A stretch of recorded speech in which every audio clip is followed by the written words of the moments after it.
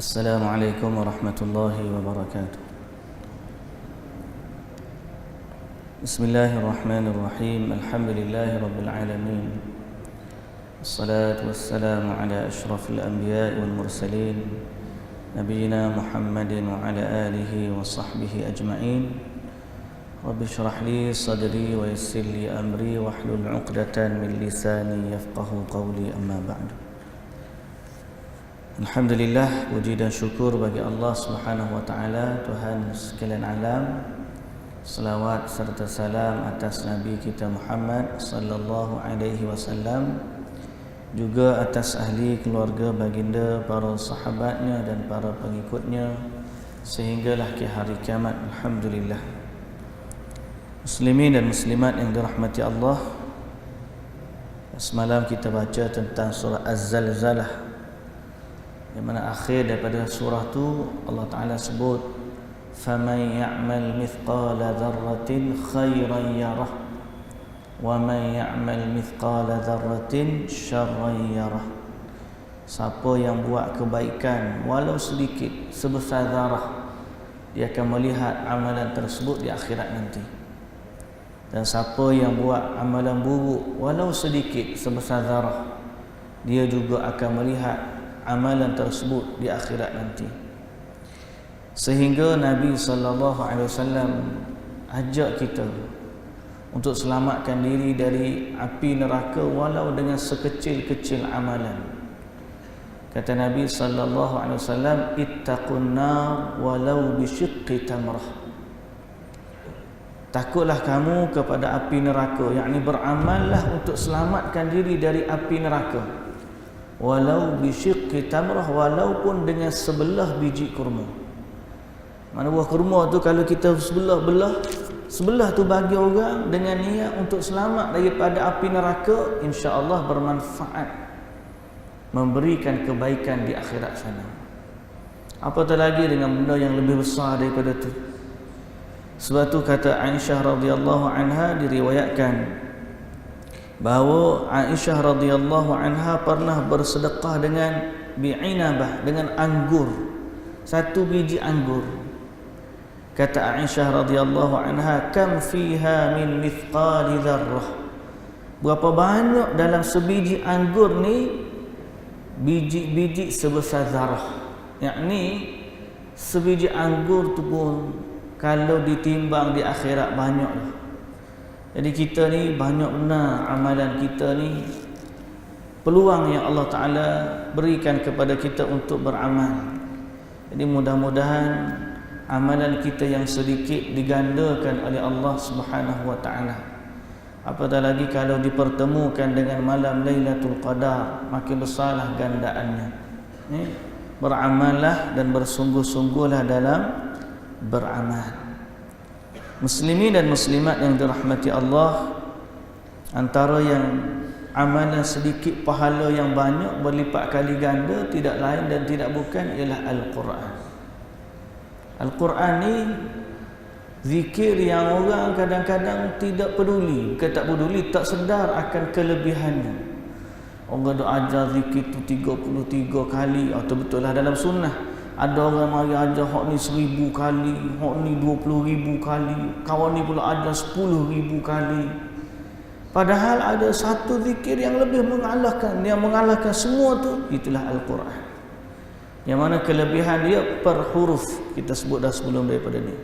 Kemudian tambahan lagi, Al-Quran memberi petunjuk bila kita belajar, kita faham, kita hayati maknanya, dia memandu kita kepada apa yang Allah Subhanahu wa taala redha. Dan tak ada istilah Quran ni berat untuk difahami. Tak ada istilah tu. Kalau orang kata kita ni tak payahlah ngaji Quran ni berat, orang kata gitu. Sahabat-sahabat dulu tak apalah, moga dia ni orang sahabat, dia boleh faham. Kita ni tidak sahabat, tak payahlah, berat belajar Quran ni. Jawapan dia, sebelum kita kata berat, Allah Ta'ala yang kata mudah. Kata Allah Subhanahu wa Ta'ala, wa laqad yassarnal Qur'ana lidzikri fahal min muddakir. Kami mudahkan Al-Quran itu untuk dibaca. Fahal min muddakir. maka tak ada ke orang yang nak baca dia, ambil peringatan daripada dia. Jadi Allah yang mudahkan dia untuk umat. Jadi jangan sekali-kali kita rasa belajar Quran ni payah. Jangan sekali-kali rasa belajar Quran tu payah. Mungkin payah pada sebutan, tapi lama-lama bila kita baca dia akan jadi mudah. Sampai mudahnya satu tahap, kita hak tak cakap Arab ni bila baca Quran lebih lancar daripada orang yang cakap Arab. Tak tak? Setengah-setengah kita kata orang Arab baca, aku tak cakap Arab. Ataupun orang lain tak cakap Arab, baca lagi fasih daripada yang cakap Arab. Pasal apa? Sebab bukan hebatnya kita, tak, hebatnya Quran. Kerana Quran ni Allah Ta'ala permudahkan untuk dibaca. Wa laqad yassarnal Qur'ana lidzikr fahal min muttaqin. Dan Allah Ta'ala suruh pula, afala yatadabbarunal Qur'an. Tidakkah mereka itu nak mentadabbur, menghayati makna Quran? Jadi letak dalam minda kita, Quran ni mudah dibaca, mudah difahami, sangat besar pahalanya dan sangat jelas petunjuknya. InsyaAllah Allah memberkati kita semua. InsyaAllah pada pagi ini kita akan sambung surah Al-Adiyat. Surah Al-Adiyat. Dan kalau sempat kita baca juga surah Al-Qari'ah. أعوذ بالله من الشيطان الرجيم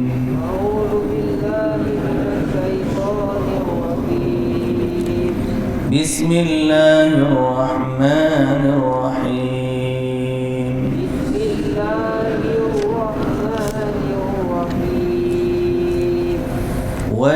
والعاديات ضبحا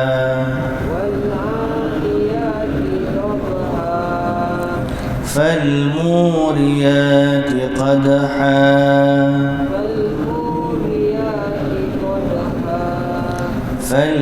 فالمغيرات صبحا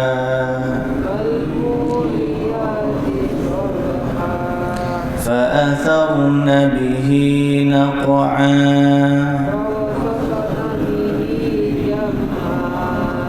فوسطن به جمعا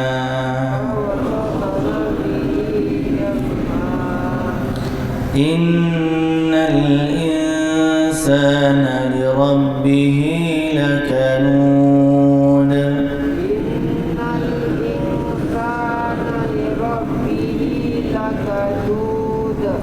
وإنه على ذلك لشهيد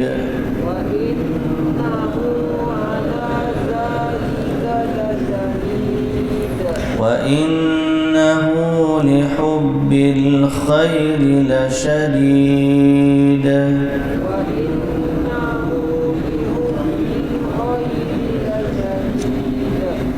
أفلا يعلم إذا بعثر ما في القبور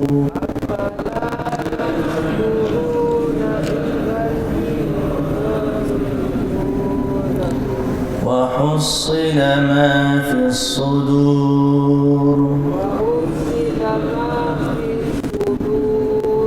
إن ربهم بهم يومئذ لخبير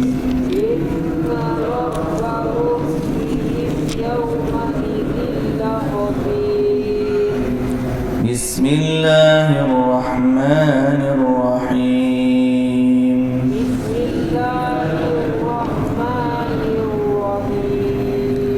القارعة ما القارعة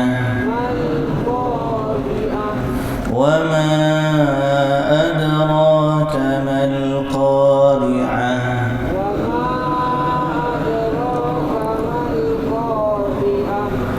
يوم يكون الناس كالفراش المبثوث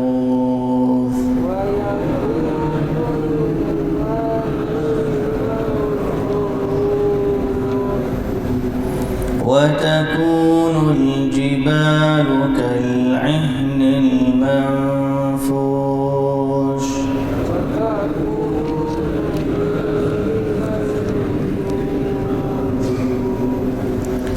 فأما من ثقلت موازينه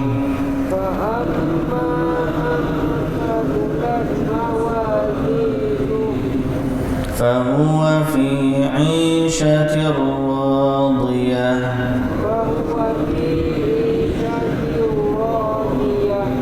وأما من خفت موازينه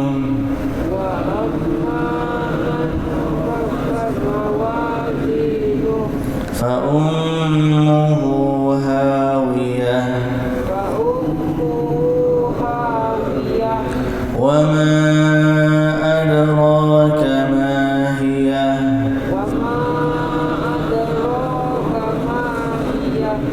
نار حامية. Satu lagi ya. Bismillahirrahmanirrahim.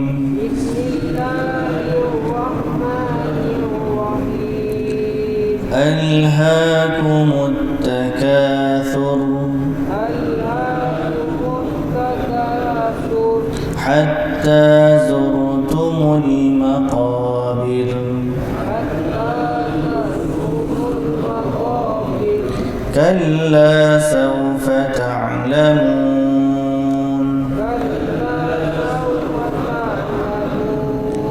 thumma kalla sawfa ta'lamun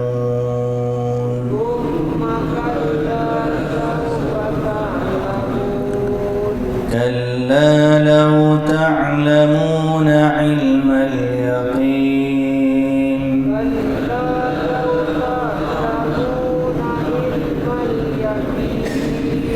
لترون الجحيم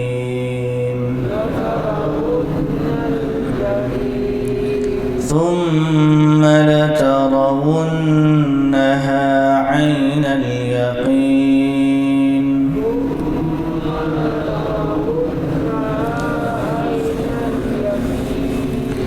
ثم لتسألن يومئذ عن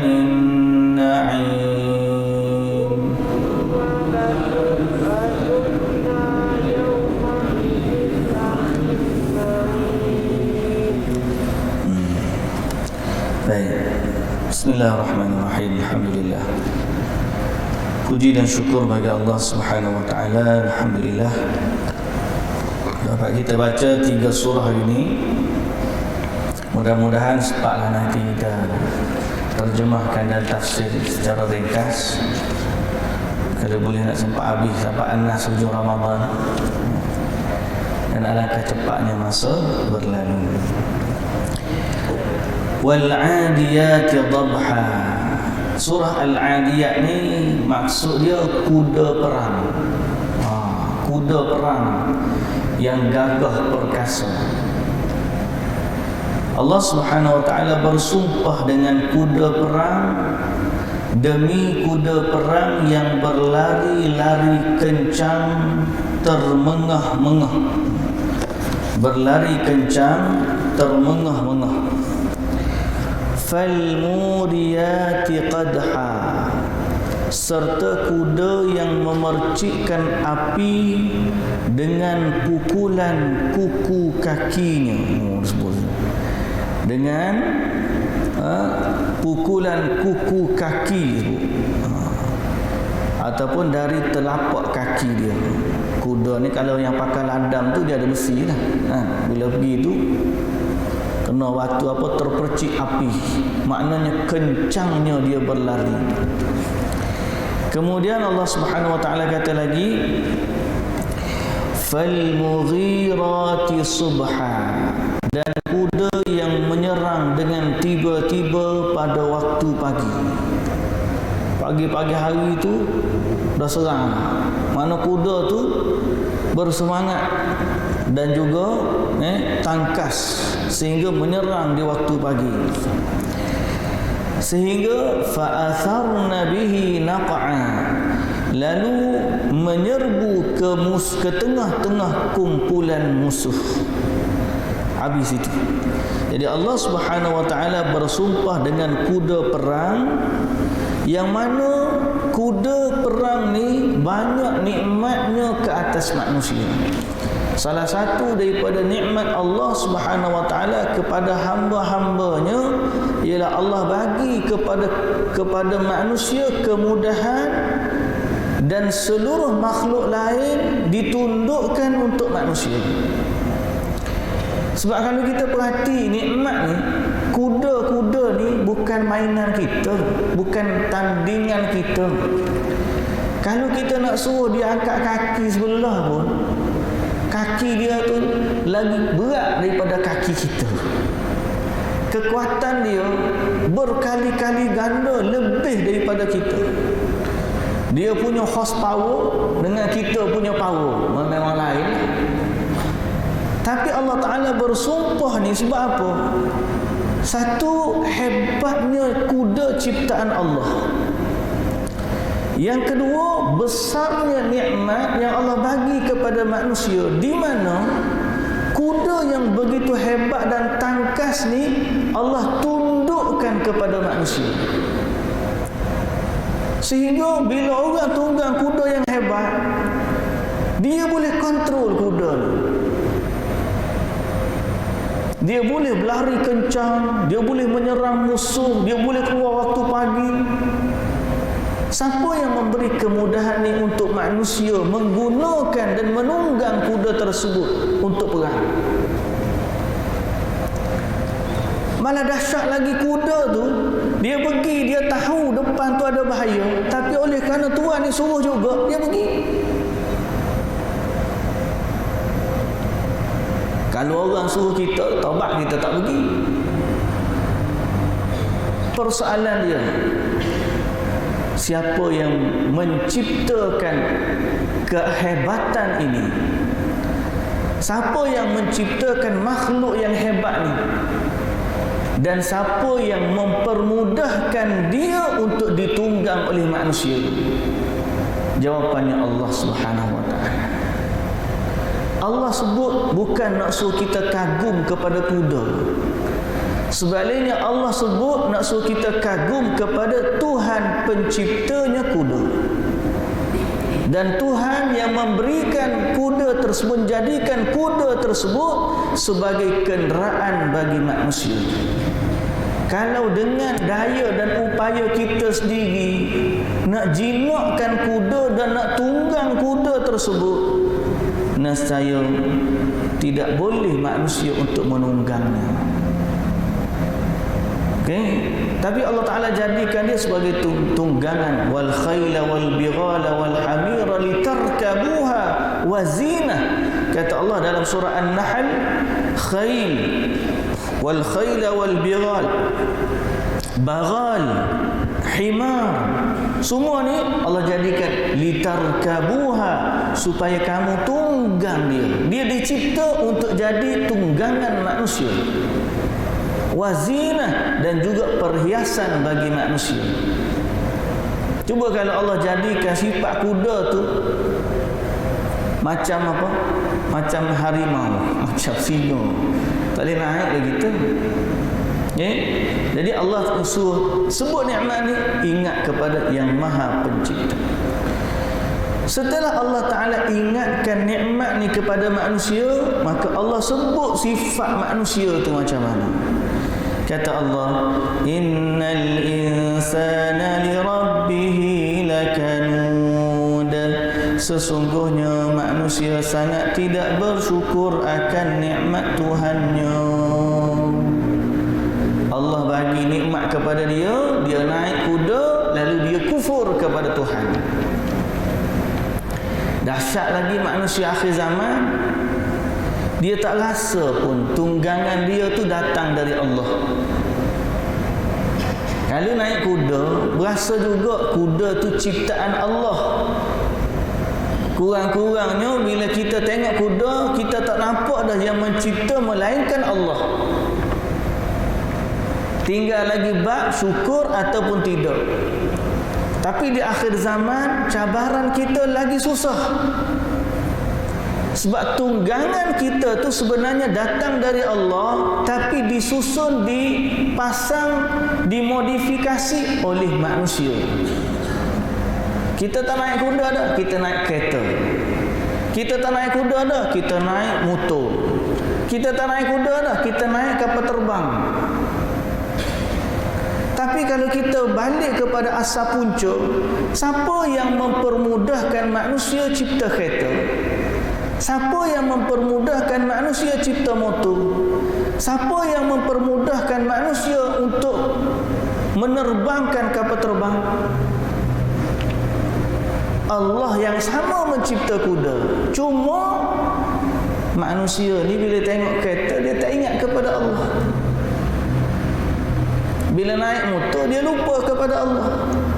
Naik kapal terbang pun sama juga. Padahal dia duduk atas langit tu betul-betul dalam penjagaan Allah Subhanahu wa ta'ala. Betul lah Allah Ta'ala kata, innal insana li rabbihi lakanud. Sesungguhnya manusia ni dengan Tuhan dia kufur.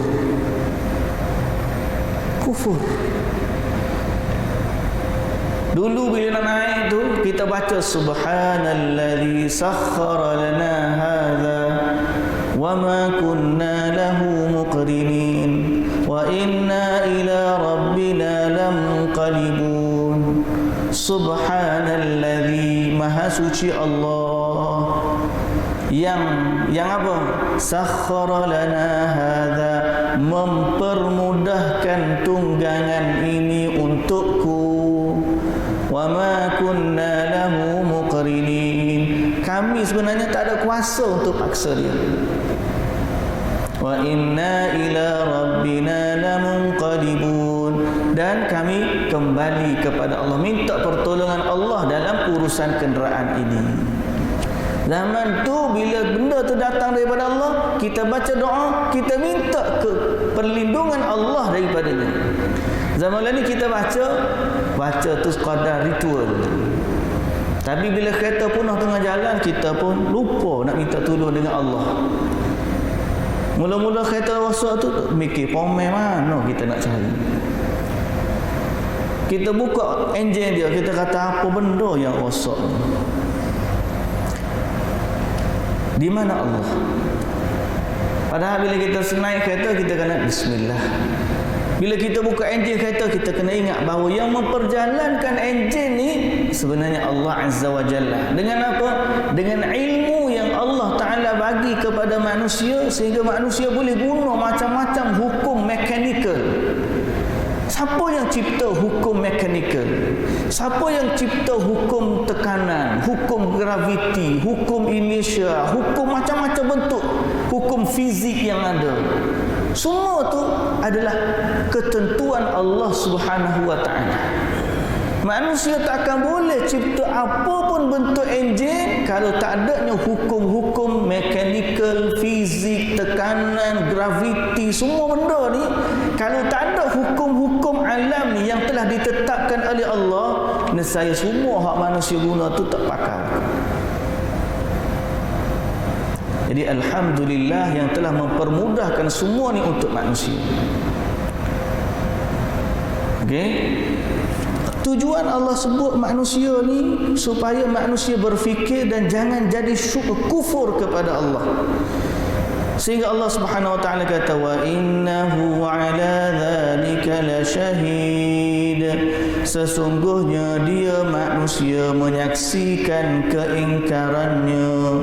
Dia sedar bahawa dia sebenarnya kufur kepada Tuhan. Wa innahu lihubbil khairi lasyadid. Dan sesungguhnya manusia itu melampau sangat sayangkan harta secara tamak haloba, ataupun cintanya kepada harta benar-benar berlebihan. Allah bagi nikmat kat dia, macam asalnya cerita kuda perang lah. Patutnya dia ingat kepada pencipta kuda tu, tapi lama-lama dia sayang sangat kepada kuda, dia lupa kepada pencipta. Kita hari ni lagi tu lah. Allahu Akbar, sayang sungguh ke kereta, sayang sungguh ke tunggangan dia, sayang sungguh kepada kenaikan dia, sayang sungguh kepada semua harta benda yang Allah kurniakan, dan dia lupa yang mengurniakan dia sebenarnya Allah Subhanahu wa ta'ala.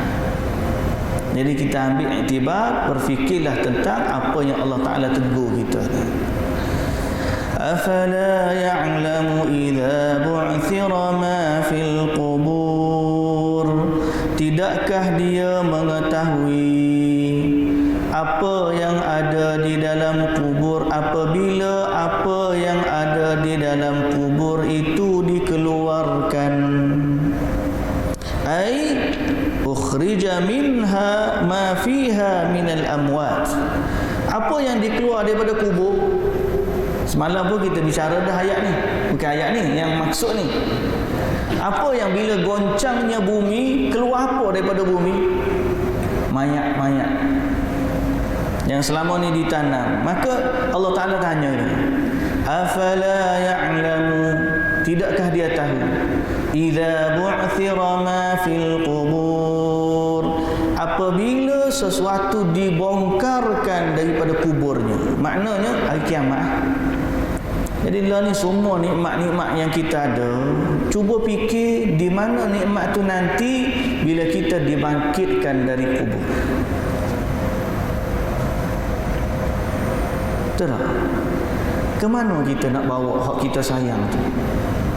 Kita sayang kereta, rumah, harta, semua benda.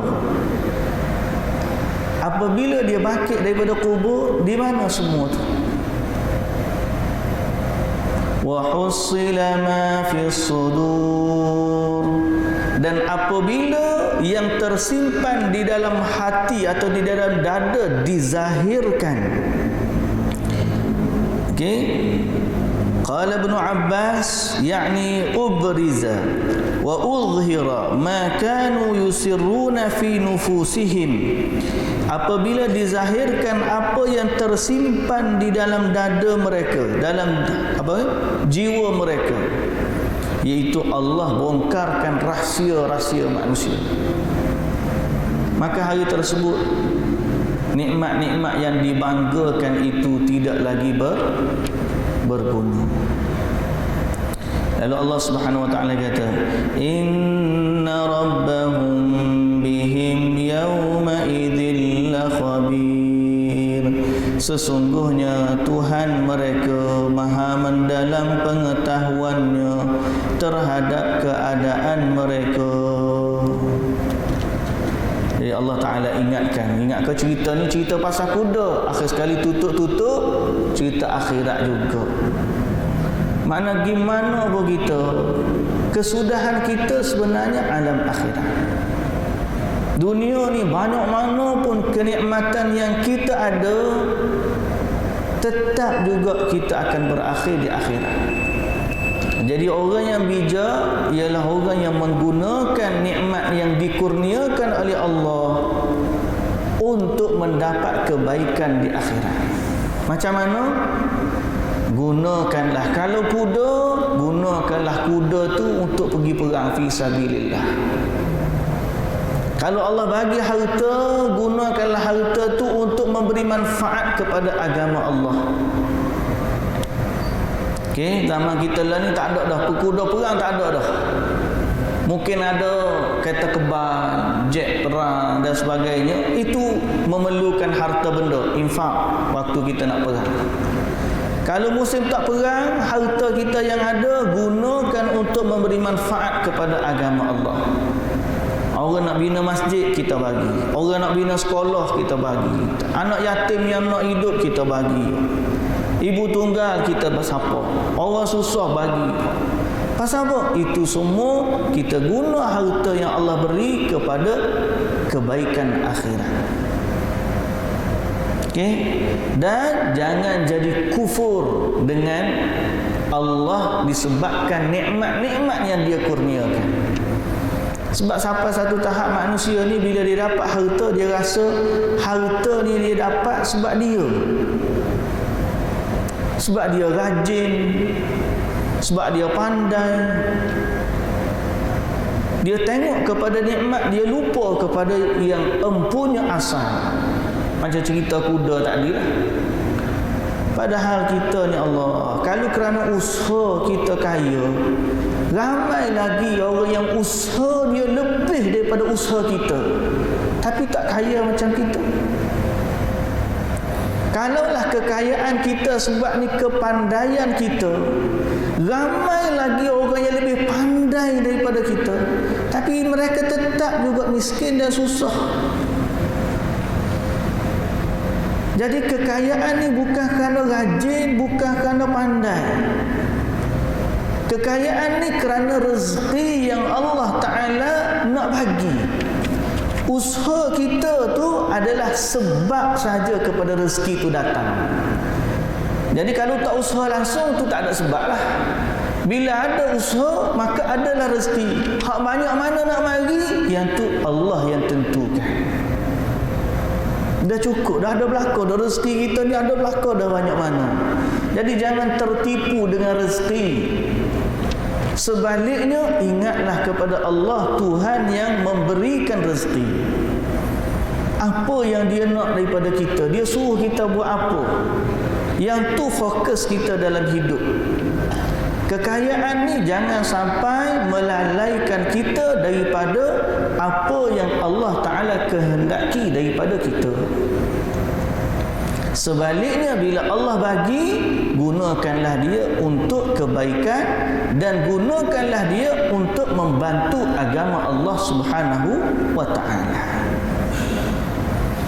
Baik, muslimin dan muslimat yang dirahmati Allah, kita masuk pada surah yang satu lagi, iaitulah surah Al-Qari'ah. Firman Allah Subhanahu wa Ta'ala, Al-Qari'ah, mal Qari'ah. Okay. Wa ma adraka mal Qari'ah. Hari kiamat. Apakah hari kiamat itu? Tahukah kamu apakah hari kiamat itu? Dia sebut 3 kali kiamat. Al-Qari'ah, mal Qari'ah, wa ma adraka mal Qari'ah. Qari'ah ni kalau kira kiamat, kiamat juga. Kalau kita nak terjemah kiamat, okey, ada satu surah lain nama dia Al-Qiyamah, surah kiamat. Betul, nama kiamat dengan kiamat. Tapi masalah dia ialah perbendaharaan kita ni yang kurang. Tahu, perbendaharaan kata, kosa kata kita ni kurang. Jadi nama kiamat ni banyak, tapi kita terjemah semuanya kiamat, kiamat, kiamat. Al-Ghashiyah, kita ingat hari yang menyelubungi, nama kiamat. Tapi dinamakan kiamat dengan Al-Ghashiyah sebab tak ada seorang pun terlepas daripada mendatangi hari tersebut. Nama dia Al-Ghashiyah sebab menyelubungi semua orang. Okey. Al-Qari'ah ialah yang menggemparkan.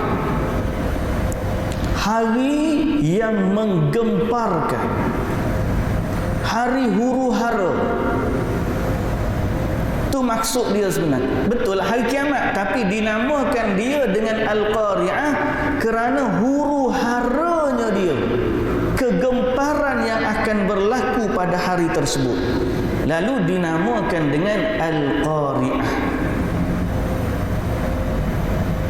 Hari Qari'ah itu apa? Hari kiamat. Betul lah hari kiamat, tapi dia juga dinamakan hari yang menggemparkan. Lalu Allah Ta'ala tanya kita, kamu tahu tak hari yang menggemparkan itu apa? 3 kali pula Allah Ta'ala tanya, wa ma adraka mal Qari'ah. Kamu tahu tak apa yang sebenarnya maksud hari yang menggemparkan, hari huru-hara itu? Lalu Allah Ta'ala kata, Yawma yakunun nasu kal farashil mabthuth. Hari di mana manusia seperti kupu-kupu yang berterbangan. manusia jadi seperti kupu-kupu yang berterbangan. Terjemahan Syekh Abdullah Basmih, ni terjemahan Madinah kan, kupu-kupu. Syekh Abdullah Basmih, terjemahan dia lagi mirip dengan keadaan kita. Sebab ada satu makhluk yang mana lebih dahsyat dia punya berterbangan dia daripada kupu-kupu. Syekh Abdullah Basmih dalam terjemahan dia kata seperti kalkatu, kalfarash, kalkatu dengan kupu-kupu ni ada beza, walaupun terbang sama terbang, dan lebih tepat kalkatu. Kalkatu ni macam mana? Kalkatu ni kalau kita lepas hujan, datang hari gelap malam, kita tengok apa? Kalkatu ni buka lampu sini, pergi sini lampu. Tutup lampu ni, buka lampu sana, pergi sana belakang. Lepas tu pagi esok bila kita buka, habis bergelimpangan belakang. Betul tak? Manusia pada hari kiamat gitulah dia, seperti kalkatu yang berterbangan. Pasal apa? Tak tahu nak pergi mana. Waktu manusia berhimpun di padang mahsyar, dia tak tahu nak pergi mana. Dia cari Nabi tu, minta tolong dengan Nabi Adam AS. Nahai Adam, engkaulah bapa kami sekalian manusia, tolong kami. Nabi Adam kata, aku tak boleh tolong, pergi carilah Nabi lain. Pergi pula cari Nabi Ibrahim. Nabi Ibrahim, tolong kami lah gini. Nabi Ibrahim kata, aku pun tak boleh tolong, pergi carilah Nabi lain.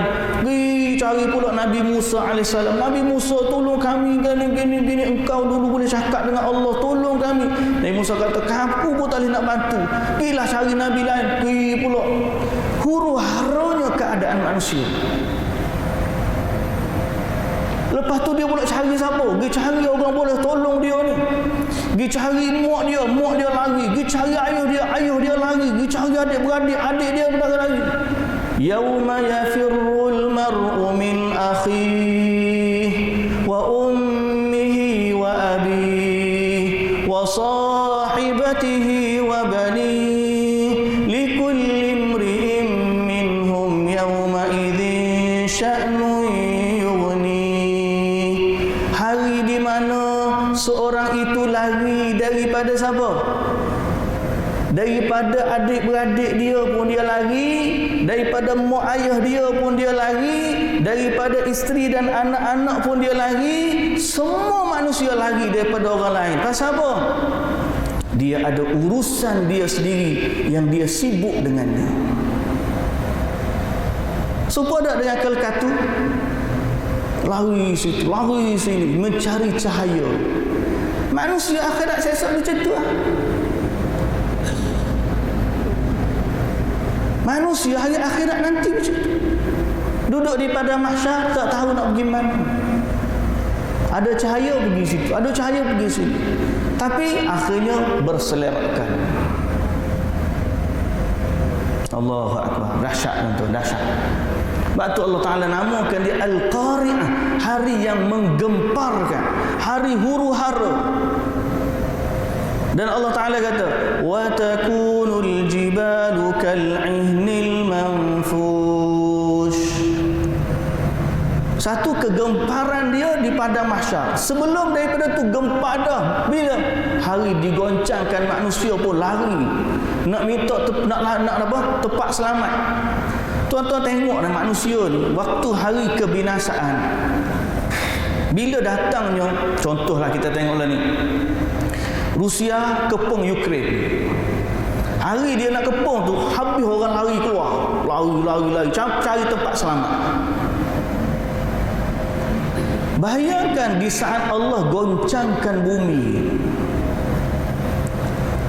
dan Allah Ta'ala kata apa? Wa takunul jibalu kal'ihnil manfush. Dan gunung-gunung pada hari itu seperti bulu-bulu yang dihamburkan. bulu-bulu yang dihamburkan. Disebut sini seperti bulu yang dibusar berterbangan. Macam mana nak fikir, nak bayang macam mana? Begini mudah tuan-tuan. Kita lah ni ada bantal yang diperbuat daripada bulu. Pernah tengok kan? Bantal tu salib. Kita pecahkan bantal tu, bulu tu jadi pum. Bayang, boleh bayang? Boleh bayang? Bantal bulu, bila kita pecahkan dia, terhambur bulu-bulu tersebut. Allah kata hari akhirat, gunung yang kita tengok besar tu, gitulah akan jadi dia. Dahsyat tak hari akhirat? Wa takunul jibalu kal'ihnil manfush.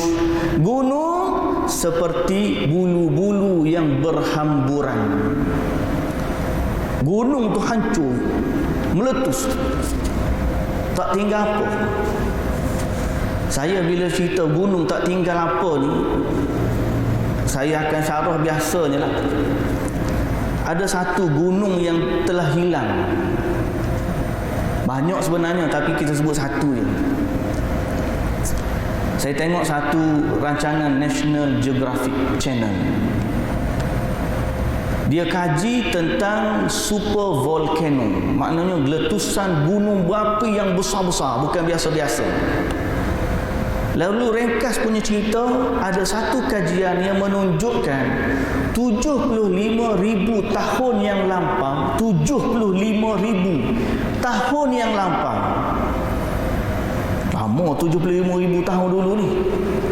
Telah berlaku satu letusan gunung berapi yang sangat dahsyat, sehingga bersama dengan letusan tersebut banyak binatang pupus atas muka bumi, ikut kajian sains. Dan menurut kajian juga, cuaca bumi ini berubah sampai adanya orang panggil ice age. Zaman batu, zaman ais tu kembali kepada 75,000 tahun yang lampau. Kerana satu letusan gunung berapi yang sangat-sangat dahsyat. Manusia pun cari gunung tersebut. Cari, mana gunung tersebut? Cari-cari tak jumpa. Uniknya, setiap letusan gunung berapi ni, bila dia memuntahkan lava dan keluar, dia panggil debu volkanik tu, debu-debu hak keluar sebelum daripada letusan, aku panggil lava atau magma gunung berapi tu keluar, dia keluar debu dulu. Debu tu, setiap debu ada identiti masing-masing. Dia macam cap jari kita. Makna debu gunung A tak sama dengan debu gunung B. Debu gunung B tak sama dengan debu gunung C. Setiap debu dia ni ada identiti dia sendiri. Dia cari tak jumpa gunung tersebut. Akhir sekali debu tu paling banyak berada di sekitar Indonesia. Dia pun kecilkan skop, cari mana gunung tu. Tuan-tuan tahu, rupa-rupanya Tasik Danau Toba sebenarnya adalah gunung yang besar, tapi kerana berlakunya letusan gunung berapi yang sangat-sangat dahsyat, akhirnya gunung tu hilang, meninggalkan Tasik. Itu baru satu gunung meletus 75,000 tahun yang lampau, binatang-binatang pupus. Cuaca bumi ini berubah sehingga berlakunya zaman ais hanya sebab satu gunung. Allah Ta'ala sebut dalam surah ni jibal, bukan satu dengan lafaz jamak, bukan singular, plural. Banyak gunung yang akan meletus begitu. Bayangkan huru hara keadaan manusia. Kita tengok gunung Pinatubo di Filipina meletus. Kita tahu ada anak Krakatau di Indonesia. Kita alhamdulillah, tempat kita alhamdulillah sebut 1000 kali pun tak cukup lagi. Mujur tempat kita tak ada letusan gunung berapi. Tapi kalau berlaku, tengok Indonesia macam mana. Gunung Pinatubo dulu, Pinatubo. Saya pun ingat lama kecil-kecil dulu pimpinan tubuh meletus. 3 hari 3 malam gelap gelita, debu dia saja. Cuba bayang kalau semua gunung-gunung ni Allah Ta'ala perintahkan dia semua sekali meletus dengan serentak. Kemana manusia nak lari? Di situlah huru haranya manusia. Jadilah dia seperti kel katu pula. Kel katu yang berterbangan mencari tempat selamat. Huru haranya hari kiamat. Dahsyatnya. Benda ni akan berlaku. Bukan cerita fiksyen, bukan sains rekaan. Dia adalah cerita benar, cuma belum lagi berlaku. Yauma yakunun nasu kal farashil mabthuth. Manusia seperti kel katu yang berterbangan. Wa takunul jibalu kal ihnil manfush. Gunung-gunung seperti bulu-bulu yang dihamburkan. Allahu Akbar. Lalu Allah Ta'ala kata di saat itu, fa amma man thaqulat mawazinuh. Yang lebih dahsyat daripada tu, setelah berlakunya huru hara, cerita tak berakhir situ saja. Kalau setakat manusia bila berlaku semua huru hara, mati manusia, hidup manusia berakhir situ, tu lebih ringan. Ada lagi cerita setelah itu yang lebih berat. Apa dia? Manusia akan ditimbang amalan dia. Kalau cerita bumi ni berakhir bila Allah Ta'ala tutup buku bumi, tamat, habis cerita. Gelap gelita, bulan bintang habis semua, habis, tak ada, gelap gelita, begitu je hilang. Itu lebih ringan. Tapi sebaliknya tidak begitu. Bila hancurnya bumi, Allah hidupkan semula manusia. Setelah semuanya tenang, hancur semua sekali, bumi Allah Ta'ala kembalikan, tapi bukan lagi dengan sifatnya yang dulu. Yauma tubaddalul ardu ghairal ardi was samawat. Allah Ta'ala sebut dalam surah Ibrahim, hari di mana Allah Ta'ala gantikan bumi. Tubaddalul ard, Allah ganti bumi, ghairal ardi was samawat, kepada bumi yang lain, kepada langit yang lain. Bangkit-bangkit mana yang kita tak tahu dah. Bangkit tu untuk mana? Untuk diadili. Yang tu lagi dahsyat. Lalu Allah Ta'ala kata, fa amma man thaqulat mawazinuh. Siapa dia yang berat timbangan dia? Mereka cerita setelah bangkit daripada kubur, dia duduk padang mahsyar, huru hara pula situ. Kita sebut tadi, cari Nabi Adam, cari Nabi Musa, cari Nabi Ibrahim, cari, akhir sekali jumpa dengan Nabi Muhammad sallallahu alaihi wasallam. Barulah Nabi Muhammad pergi minta dengan Allah, ya Allah, ya Allah, minta dengan puji-pujian.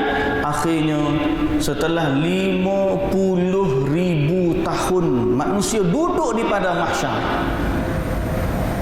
50,000 tahun berdiri 50,000 tahun matahari di atas kepala.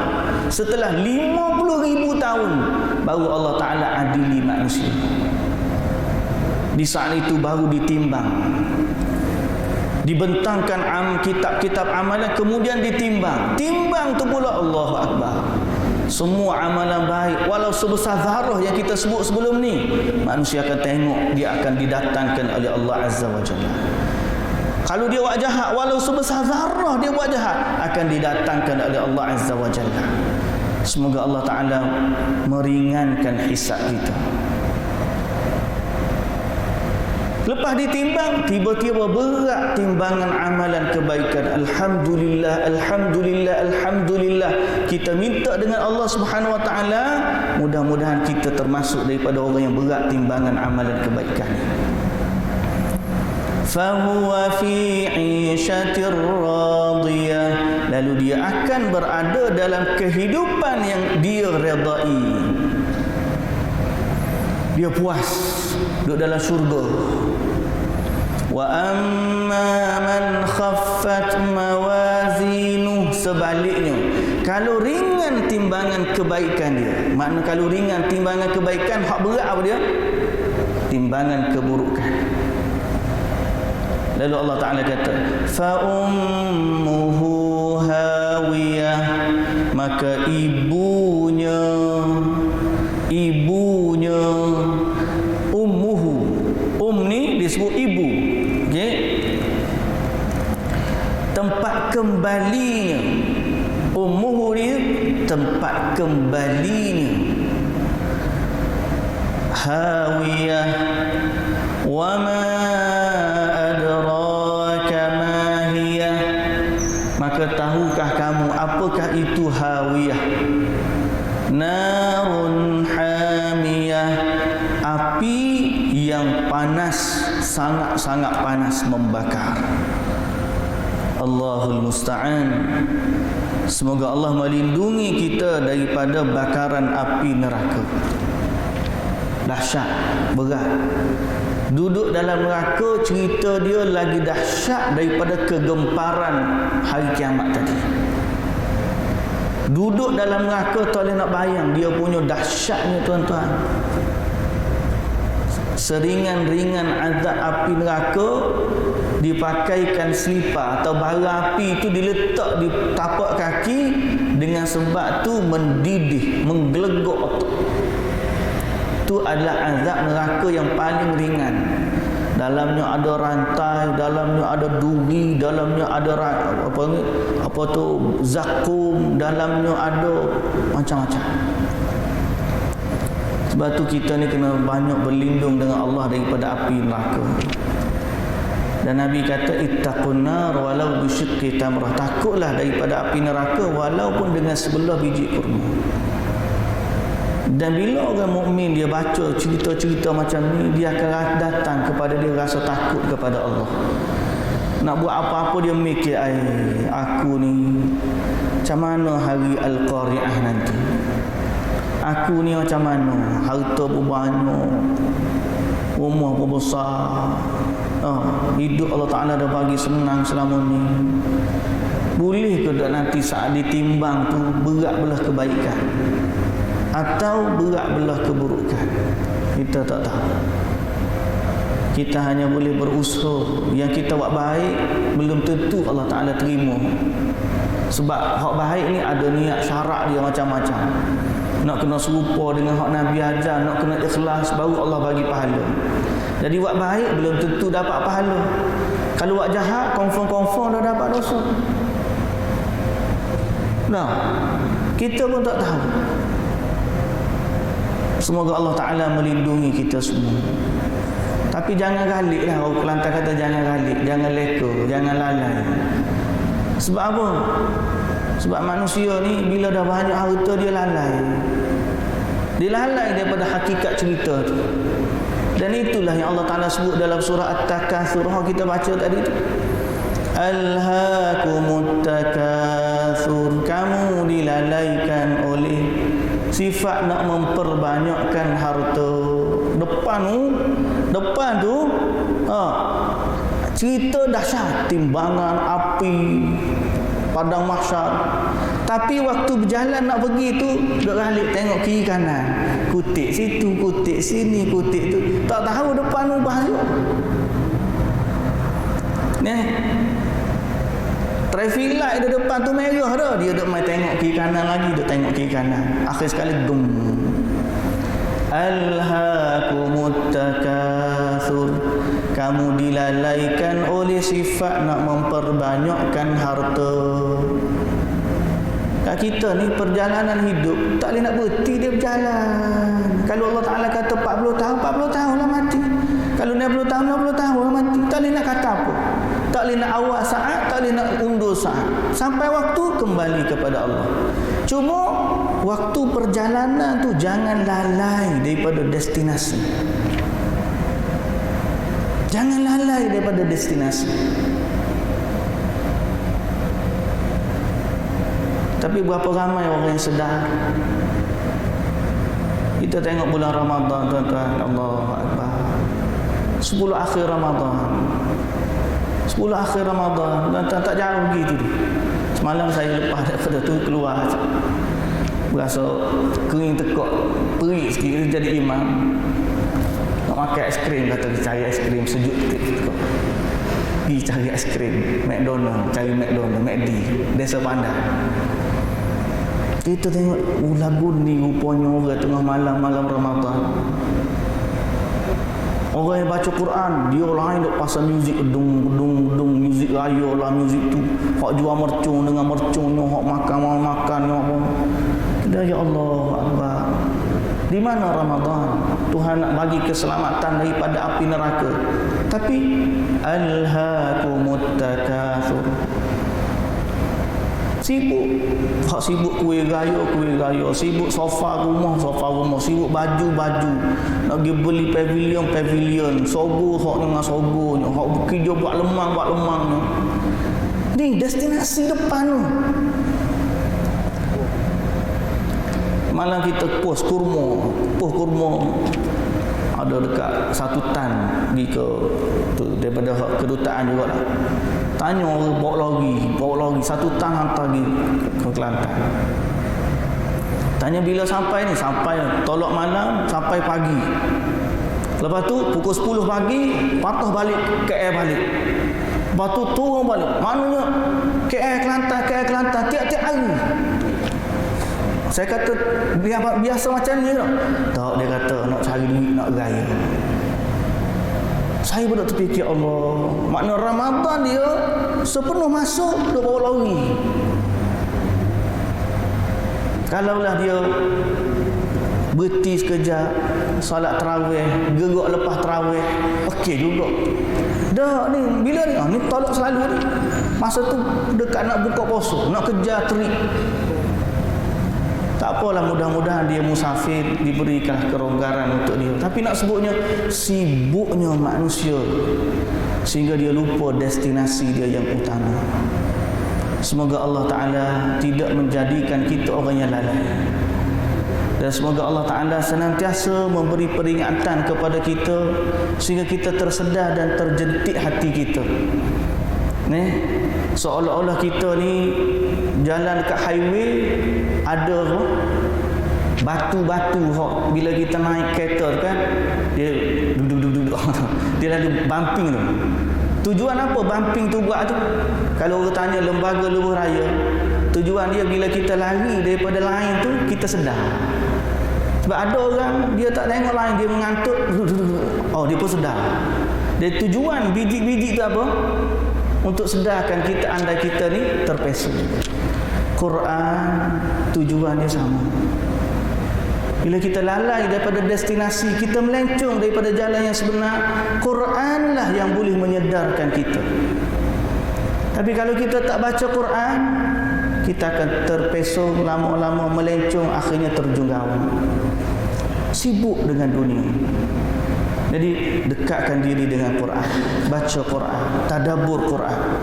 Sebarkanlah, ada link ni bagi kepada orang. Kita nak seramai mungkin manusia dengar Quran, seramai mungkin manusia baca Quran, seramai mungkin manusia masuk syurga. Kita kalau boleh semua orang kita nak suruh masuk syurga belaka. Tapi apakah daya, Allah Ta'ala kata dah, la'amla'anna jahannama minal jinnati wan nasi ajma'in. Allah Ta'ala dah takdirkan neraka tu akan penuh dengan manusia dan jin. Allahu Akbar. Semoga Allah Ta'ala membantu kita, memberi taufik dan hidayah kepada kita. Muslimin dan muslimat yang dirahmati Allah, bincang cerita akhirat ni memang panjang. Sebab tu Allah Ta'ala sebut bab akhirat ni dalam surah-surah pendek ni banyak, kerana pentingnya dia dan supaya nak suruh masuk dalam minda manusia. Ini adalah destinasi yang paling utama dalam kehidupan manusia. Semoga kita tersedar daripada lamunan yang panjang. Semoga kita tersedar dari leka yang panjang dan daripada kelalaian yang selama ini menjauhkan kita daripada jalan Tuhan. Dan semoga Allah Ta'ala memandu, memberi taufik kepada kita untuk memperbanyakkan amalan. Beramallah, Ramadan masih berbaki, dan mudah-mudahan kita dipertemukan dengan Lailatul Qadar. Wallahu ta'ala alam. Subhanakallahumma wa bihamdika asyhadu an la ilaha illa anta astaghfiruka wa atubu ilaik. A'udzu billahi minasyaitonir rajim. Bismillahirrahmanirrahim. Alhamdulillahi Rabbil Alamin. Wassalatu wassalamu ala ashrafil anbiya wal mursalin Nabiina Muhammadin wa ala alihi wa sahbihi ajma'in. Ya Rabbana lakal hamdu kama yanbaghi li jalali wajhika wa 'azimi sultanik. Allahumma ighfir lana dhunubana, Allahumma ighfir lana dhunubana ولوالدينا وارحمهم كما ربونا صغارا ولجميع المسلمين والمسلمات والمؤمنين والمؤمنات الأحياء منهم والأموات برحمتك يا أرحم الراحمين. Ya Allah, ampunkanlah dosa-dosa kami, maafkanlah kelalaian kami, ampunkanlah ya Allah kealpaan kami, sedarkanlah kami dari lamunan kami, dari kelalaian kami dan kelekaan kami ya Allah. Tariklah ubun-ubun kami kepada amal ibadah ya Allah, yang mendekatkan kami kepadamu, yang memudahkan kami mendapat rahmatmu, dan yang memasukkan kami ke dalam syurgamu ya Arhamar Rahimin, ya Mujibas Sa'ilin. Jagalah kami, zuriat keturunan kami, keluarga kami dan seluruh kaum keluarga kami ya Allah daripada api neraka. Selamatkanlah kami ya Allah, selamatkanlah kami. Rabbana atina fid dunya hasanah wa fil akhirati hasanatan wa qina adzaban nar. Wa sallallahu ala nabiyyina Muhammad wa ala alihi wa sahbihi wa sallam. Walhamdulillahi rabbil alamin. أقول قولي هذا وأستغفر الله العظيم لي ولكم. السلام عليكم ورحمة الله وبركاته.